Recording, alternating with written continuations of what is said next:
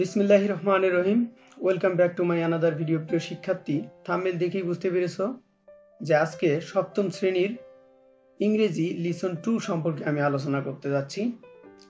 Listen 2 তে can, could, would দিয়ে যে আমরা রিকোয়েস্ট করি, কাউকে রিকোয়েস্ট করব, সে সম্পর্কে কয়েকটি শর্ট কনভারসেশন দেওয়া রয়েছে, সেগুলোর অর্থ সহ আলোচনা করব আমি।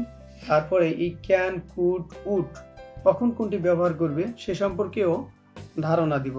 এই জন্য ভিডিওটি শুরু থেকে শেষ পর্যন্ত তোমরা দেখতে থাকো। এবং তুমি যদি আমার চ্যানেলে নতুন হয়ে থাকো তাহলে অবশ্যই চ্যানেলটিকে সাবস্ক্রাইব করে পাশে থাকা বেল আইকনটি বাজিয়ে দিও। চলো তাহলে শুরু করা যাক। লিসন 2 পার্ট 2, আউটসাইড স্কুল, স্কুলের বাহিরে।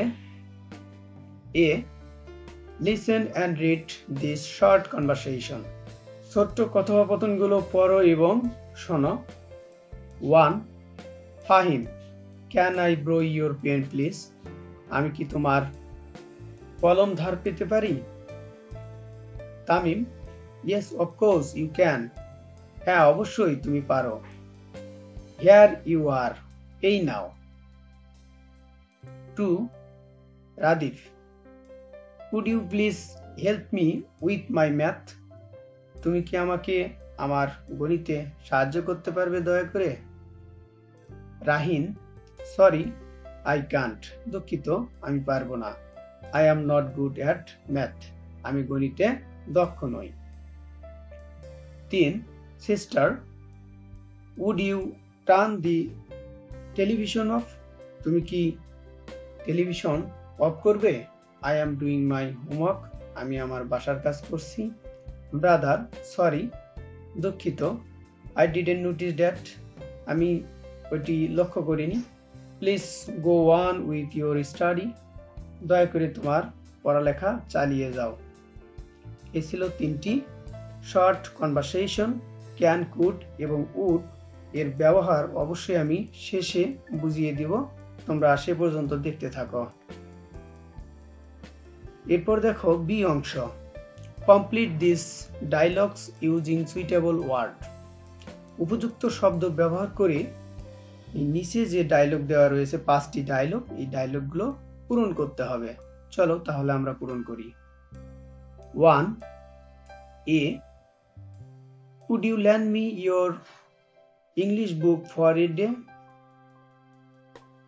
তুমি কি তোমার ইংরেজি বই একদিনের জন্য আমাকে ধার দিতে পারবে? বি, সরি, দুঃখিত, আই কান্ট, আমি পারবো না। I need to read it tonight, আজ রাতে আমার এটি পড়া প্রয়োজন। 2. এ, কুড ইউ গিভ মি 50 টাকা? তুমি কি আমাকে 50 টাকা দিতে পারবে? বি, সরি, দুঃখিত, আই কান্ট, আমি পারবো না। আই হ্যাভ অনলি 20 টাকা উইথ মি, আমার সাথে শুধুমাত্র 20 টাকা রয়েছে। 3. A, can you give me your calculator please? দয়া করে তুমি কি তোমার ক্যালকুলেটরটি আমাকে দিতে পারবে? B, yes of course you can. হ্যাঁ অবশ্যই তুমি নিতে পারো।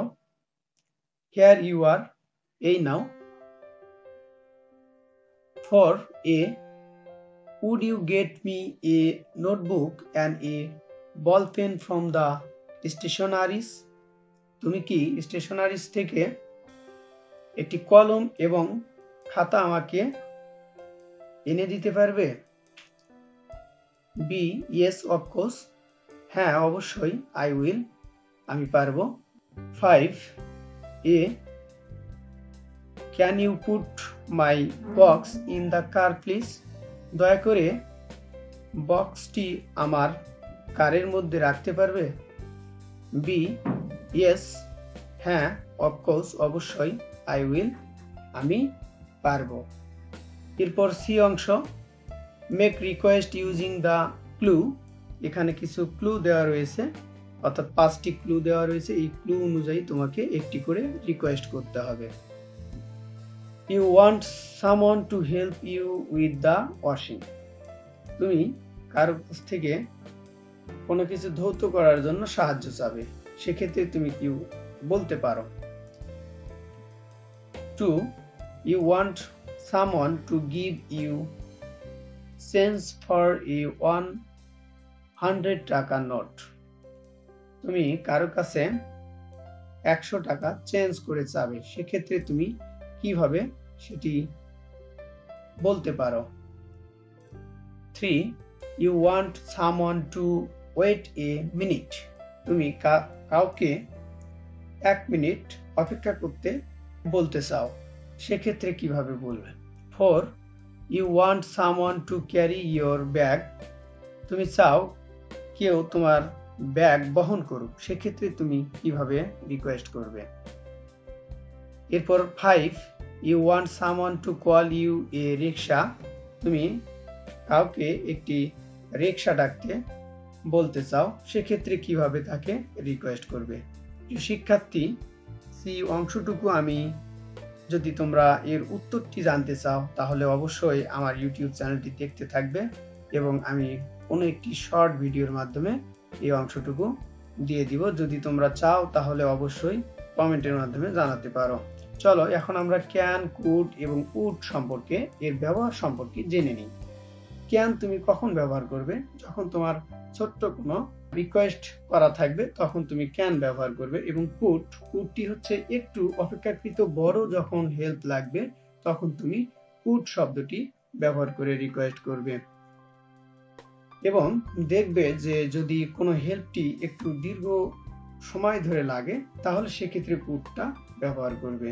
এবং উডটি হচ্ছে সাধারণত যারা একটু বড়, যারা বয়সের দিকে বড়, তারা এই উড ব্যবহার করে ছোটদেরকে রিকোয়েস্ট করবে এবং এটিতে একটি আদেশ সূচক রিকোয়েস্ট থাকবে, তখনই তুমি উড ব্যবহার করবে। প্রিয় শিক্ষার্থী, এই ছিল আজকের আলোচনা। অ্যাজ এ টিচার একটি রিকোয়েস্ট থাকবে সবশেষে, সেটি হচ্ছে তুমি যদি নতুন আমার চ্যানেলে হয়ে থাকো তাহলে অবশ্যই চ্যানেলটিকে সাবস্ক্রাইব করে পাশে থাকা বেল আইকনটি বাজিয়ে দিবে। Thank you for watching my video.